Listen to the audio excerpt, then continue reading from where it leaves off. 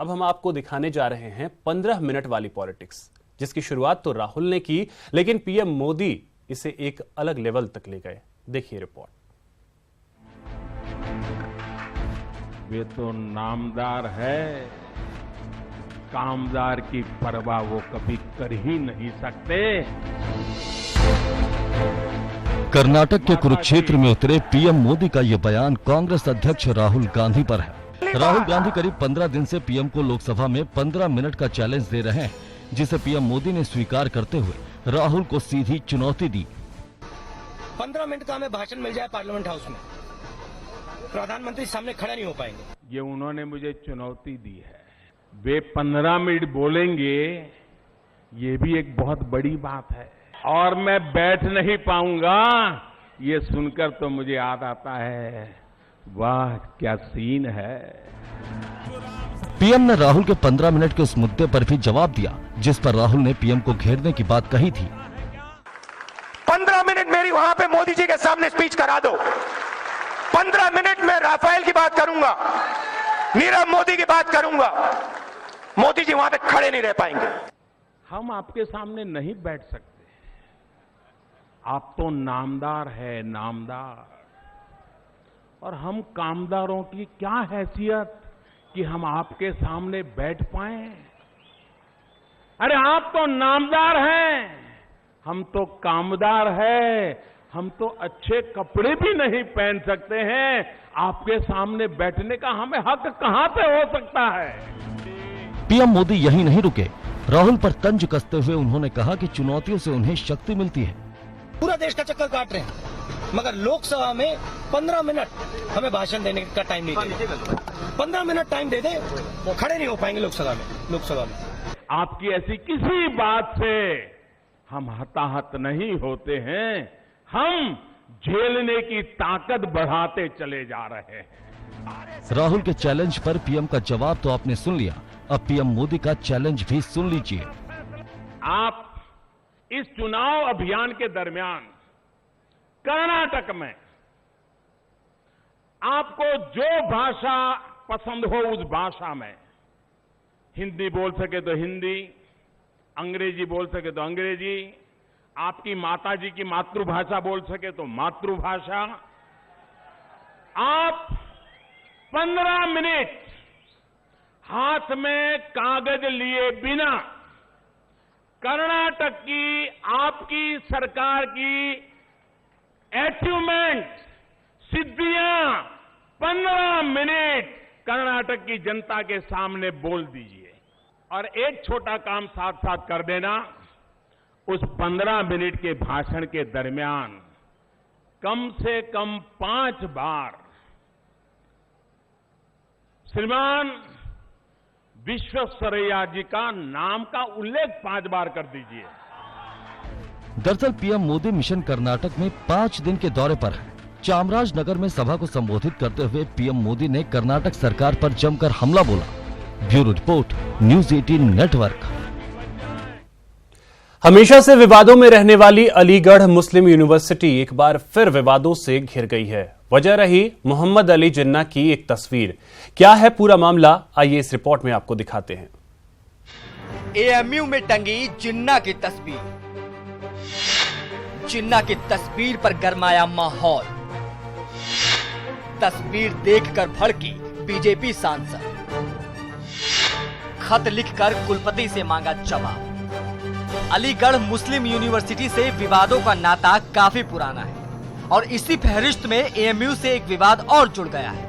वजह रही मोहम्मद अली जिन्ना। जी हां, पाकिस्तान के जनक मोहम्मद अली जिन्ना की तस्वीर को लेकर फिर बखेड़ा खड़ा हो गया है। दरअसल एएमयू में पाकिस्तान के संस्थापक मोहम्मद अली जिन्ना की तस्वीर लगी होने पर बीजेपी सांसद सतीश कुमार गौतम भड़क उठे।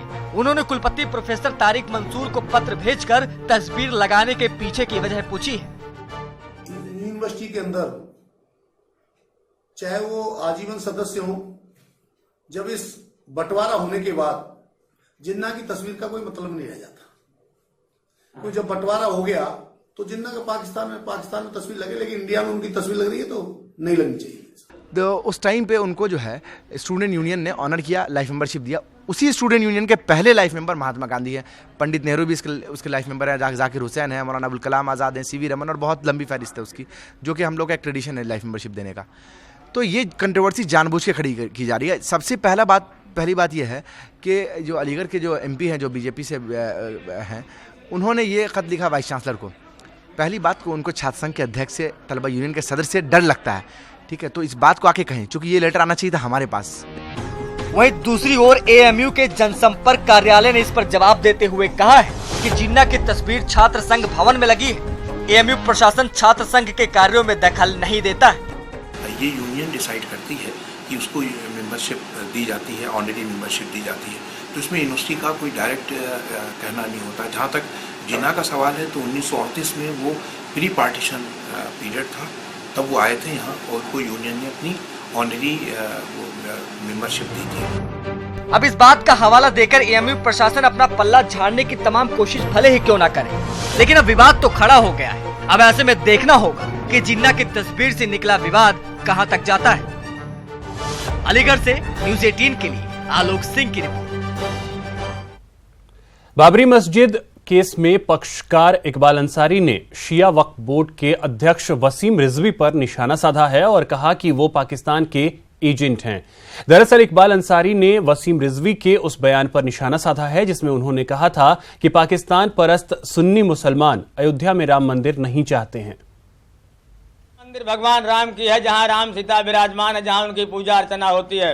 ये बार बार दोहराते हैं वसीम रिजवी।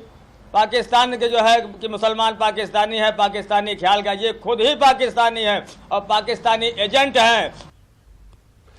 त्रिपुरा के नए CM बिप्लब देव को शायद विवादों में रहना अच्छा लगता है, तभी तो बिप्लब बाबू एक के बाद एक विवादास्पद बयान देते रहते हैं। पान की दुकान का उनका फॉर्मूला भूले तो नहीं होंगे। अब CM साहब ने अपने आलोचकों को खुली चेतावनी दी है। देखिए एक रिपोर्ट। पहले ब्यूटी बोल, अब सीधी धमकी। मेरे सरकार को कोई हाथ नहीं लगा, सरकार मेरे चलता। बीजेपी के बयान बहादुर CM। मिलिए त्रिपुरा के नए CM साहब से। नाम से आप भले ही परिचित ना हो, लेकिन इनके बयानों से आप जरूर परिचित होंगे। इसी साल मार्च में त्रिपुरा की गद्दी संभालने वाले बिप्लब देव के बाकी बयानों के बारे में आपको बताएंगे, लेकिन पहले देखिए CM साहब की खुली धमकी। तो मेरे सरकार ऐसा नहीं होना चाहिए, कोई भी आके उसमें उंगली मार दे, कोई आके नौखल लगा दे। जिन्होंने नौखल लगाया तो उसका नौखल काट लेना चाहिए। मेरे सरकार को कोई हाथ नहीं लगा, सरकार मेरे चलता है। त्रिपुरा के नए CM अपने अधिकारियों से मुखातिब थे। सरकार पर सवाल उठाए जाने से नाराज दिख रहे बिप्लब बाबू ने अपने लौकी वाले ज्ञान का इस्तेमाल कर सरकार पर सवाल उठाने वालों को सख्त चेतावनी दे डाली।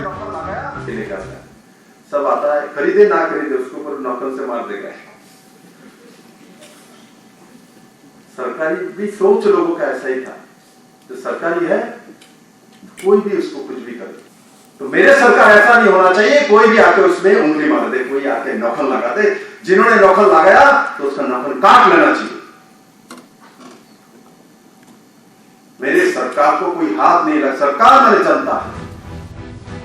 आप भूले नहीं होंगे स्वरोजगार का बिप्लब फार्मूला।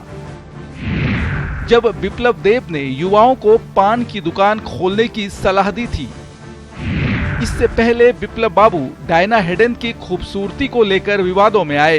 विवाद हुआ तो फिर सफाई भी दे डाली। उससे पहले महाभारत और इंटरनेट के बीच का सीधा संबंध बताकर बिप्लब देव ज्ञान के मामले में बीजेपी के बाकी CM से काफी आगे निकल चुके हैं। ये अलग बात है कि खुद PM बीजेपी के नेताओं और कार्यकर्ताओं को विवादित बयान देने से मना कर चुके हैं। हालांकि नए नए नेता और फिर नए नए CM बने बिप्लब देव हैं कि मानते नहीं। आप चाहें तो इसे त्रिपुरा में 2 दशक की CPM सरकार को सत्ता से बेदखल करने की अकड़ भी मान सकते हैं। बहरहाल बिप्लब देव बयानों के बादशाह तो बने ही हुए हैं। Bureau report, news 18 network. केंद्रीय मंत्री पीयूष गोयल पर कांग्रेस की तरफ से लगाए गए आरोप को पीरामल ग्रुप ने सिरे से खारिज किया है। साथ ही खबर छापने वाली निजी वेबसाइट पर मानहानि का मुकदमा करने का भी ऐलान किया है।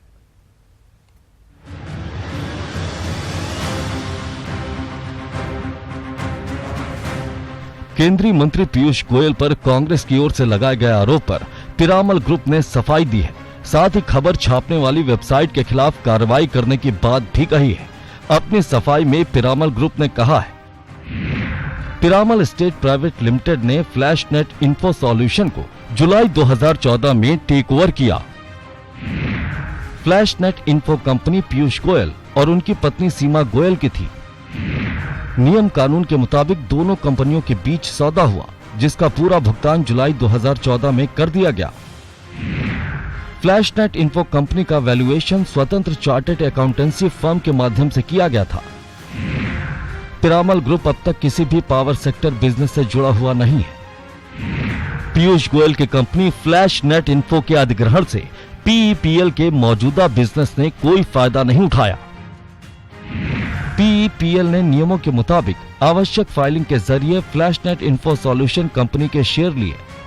वहीं अपने ऊपर लगे आरोपों को पीयूष गोयल ने भी निराधार बताया और कांग्रेस पर निशाना साधा। 26 मई 2014 से पहले जब मैं मंत्री नहीं था, तब बतौर सीए और इन्वेस्टमेंट बैंकर कार्यरत था। राहुल गांधी की तरह मुझे बिना काम किए जीने की कला नहीं आती है। मैं एक कामदार हूं, नामदार नहीं।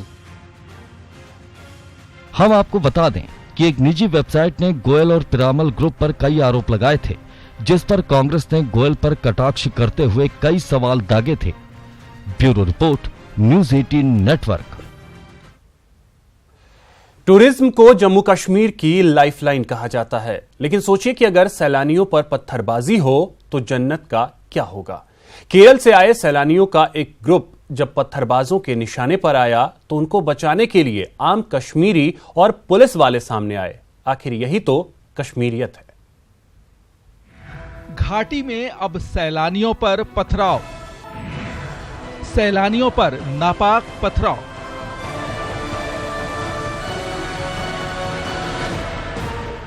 कश्मीर में अमन की राह रोकने वाले पत्थरबाज सिर्फ सुरक्षा बलों के लिए खतरा नहीं हैं। पत्थरबाज अब सीधे तौर पर कश्मीरियत के लिए भी खतरा बन रहे हैं। यकीन नहीं तो सुनिए उस सैलानी का दर्द जिसका ग्रुप पत्थरबाजों का निशाना बना। वो रास्ते में वहाँ पे भीड़ बहुत था, रोड पे बहुत आदमी था। जब हमारी गाड़ी देखे थे पत्थर मारा था चारों तरफ, हमारी पूरा शीशा टूट गया था और हमारे जो इसमें 7 बंदे को हेड इंजरी हुआ था। स्नेहल केरल से आए उस सैलानी समूह के गाइड हैं जो सुदूर दक्षिण से कश्मीर की वादियों का लुत्फ लेने आया था, लेकिन यहाँ जो कुछ उसके ग्रुप के साथ हुआ उसने उसकी सोच को बदल कर रख दी।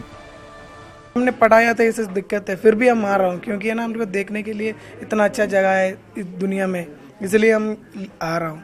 फिर हमने टूरिस्ट के ऐसे हुआ तो फिर दूसरा आदमी नहीं आएगा ना, इसलिए तो टूरिस्ट के साथ ऐसा मत करना भाई।